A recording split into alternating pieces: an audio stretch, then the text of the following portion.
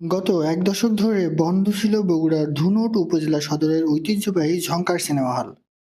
শনিবার দুপুরে চালু করে দর্শক টানতে অভিনব পন্থা অবলম্বন করলো হল কর্তৃপক্ষ।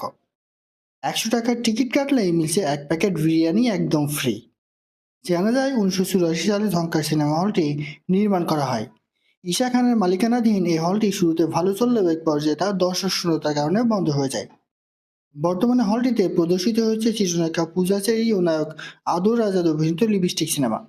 ঈদের ছবি ও বিরিয়ানি সহ এই বিশেষ অফারের কারণে বর্তমানে বেড়েছে দর্শকদের সমাগম, এমনটা মন্তব্য হল কর্তৃপক্ষের। এ ব্যাপারে কথা হয় হলটির ব্যবস্থাপনা পরিচালক ইমরানের সঙ্গে। তিনি বলেন, আমাদের হলে দর্শকের জন্য আসন রয়েছে 500টি। প্রতিটি টিকিটের মূল্য 100 টাকা।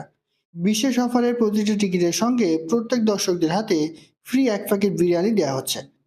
এই অফার কতদিন চালু থাকবে জানতে চাইলে তিনি আরো বলেন, আগামী 1 মাস খাওয়ানোর এই অফার চালু থাকবে।